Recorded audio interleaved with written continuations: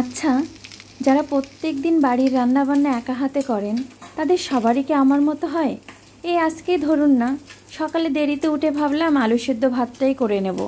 আর ভালো লাগছে না, ছুটির দিন একটুখানি রান্নাবান্না থেকে একটু বিরতি নেই। কিন্তু দেখুন, রান্নাঘরে যেই পুরো ভোল পাল্টে গেল।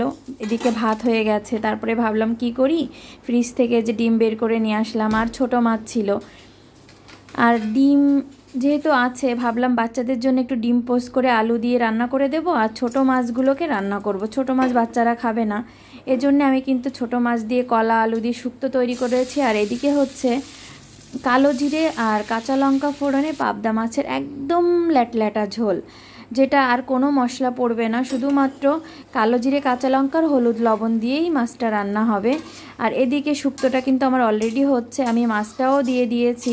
এটা আর কিছু সময় জাল হওয়ার পরে এটা নামিয়ে নেব। আর কালারটা কিন্তু আসবে না, কারণ যেহেতু শুধু হলুদের রান্না। আর এই চৈত্রের দুপুরে আর এরকম পাতলা রান্না কিন্তু খুব ভালো লাগে। এদিকে ঝোলটা কিন্তু ফুটে উঠেছে, আমি হলুদ লবণ মাখানো পাবদা মাছগুলোকে দিয়ে দেব। দিয়ে দেওয়ার পর এটাকেও সুন্দর মতো জাল করে নেব। মাছটা যখন পর্যাপ্ত পরিমাণে সেদ্ধ হয়ে জালটা অনেকটাই ছোট হয়ে আসবে, তখন কিন্তু এটাকে নামিয়ে নিতে হবে। এই দেখুন, মাছগুলোকে দিয়ে আমি সুন্দর করে নেড়ে চেড়ে দিচ্ছি, তারপরে এটাকে টকবক করে ফুটতে দেব। এই যে ফোটা কিন্তু অলরেডি আরম্ভ হয়ে গেছে। আমি আরও একটু এগুলোকে নাড়িয়ে চাড়িয়ে এপিট ওপিট করে দিচ্ছি, যাতে মাছগুলো সুন্দর মতো সেদ্ধ হয়, কোনোটা কাঁচা না থেকে যায়। এদিকে শুক্তোটা হয়ে গেছে, সেটাকেও নামিয়ে নিলাম, সুন্দর দেখাচ্ছে। আর আলু, এই যে ডিমের জন্য আলু কেটেছি, এদিকে আছে হচ্ছে ডিম, রসুন আর কাঁচা ঝাল, আর এদিকে পেঁয়াজটাও কেটেছি। এখন এইগুলোকেও কেটে নিয়ে আমি কিন্তু রান্নার জন্য রেডি হয়ে যাব। আর এদিকে পাবদা মাছটাও হয়ে গেছে, এটাকেও নামিয়ে নিলাম। সবগুলোকে একে একে আমি টেবিলে রেখে আসছি, কারণ খেতে হবে, ক্ষুধাও লেগে গেছে প্রচুর।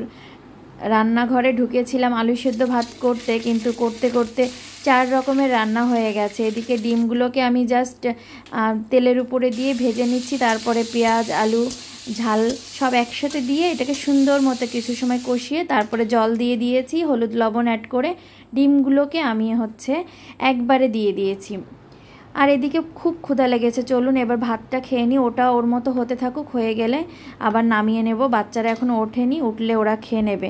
আজকের মতো টাটা, আবার দেখা হবে পরবর্তী কোনো ভিডিওর সাথে। সবাইকে নমস্কার।